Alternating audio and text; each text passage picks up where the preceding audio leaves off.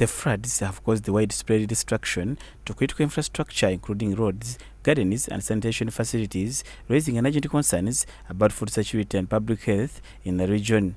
Residents report that many roads have become impassable due to flood waters, severely hampering access for emergency services and the delivery of relief aid. Mr. Afasa Stefano, the LST1 chairperson of Kaboga village, spoke on behalf of the affected residents, stressing that the situation is dire. Gatera misiri gatera maju kozi bireza ikashaye birize kiro gisha gaye yongera obuge yongire gazo mu maju gabantu gisha gatere misiri gangira gatere misiri na hate ho tukugambira amizi gakirumu kandi nati tutinire ngu enjura nebo yatandika amizi nigabasa okwija kweyongera rundi gagumizemu ahabo kubokwezo kwa kana no kwa katanu netukimanya ngo no kwenjura.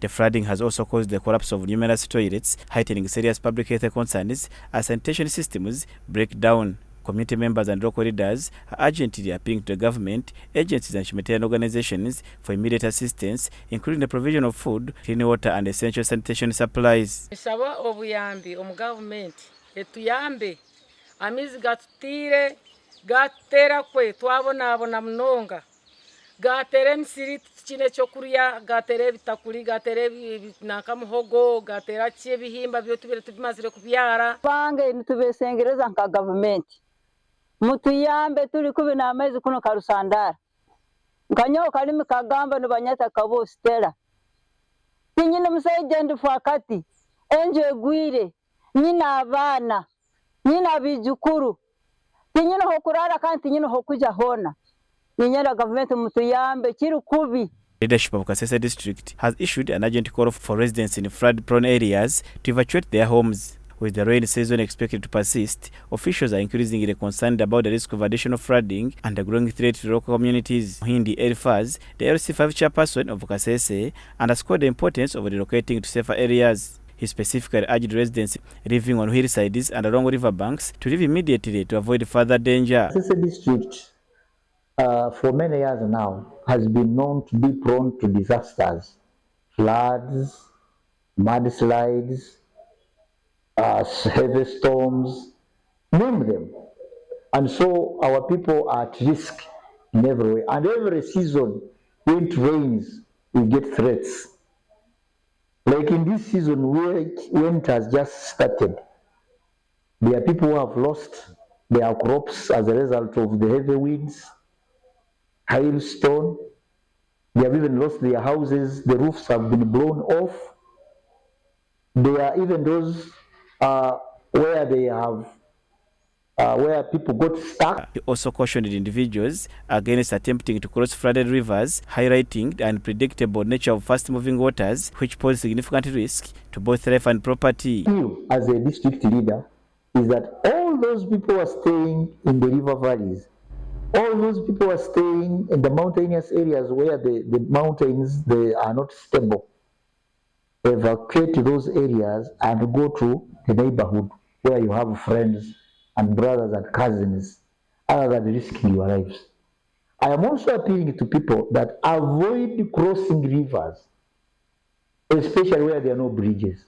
Even if it means walking a long distance, walk a long distance and go and cross a river where there is a bridge. Joseph Isingoma, the district senior planner and disaster focal person, emphasized the need to improve drainage systems in the area to help mitigate future flooding. So we must remain vigilant, we must remain calm, and we must put all our efforts together to mitigate the likely impact of this unforeseen event.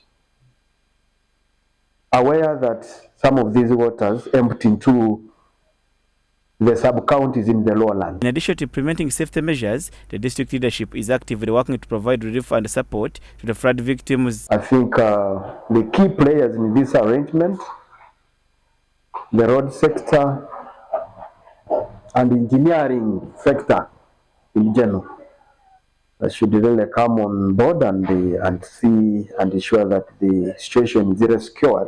He further clarified that the district has no plans to establish a camp for flood victims, particularly for those whose homes have been destroyed. like I earlier mentioned, based on what really contained in the camp, we don't want to encourage people to rush into a camp. We want to first do thorough assessment, and like I mentioned, at a later time we shall come back here to give a report on the decisions that Kasese DMC has made. As the community deals with the aftermath of the floods, both locals and officials remain dedicated to providing support and seeking long-term solutions to prevent such a disaster in the affected areas of Kasese District. Story compiled by Xavier Baruku in Kasese for Church of Uganda Family TV, News at 8.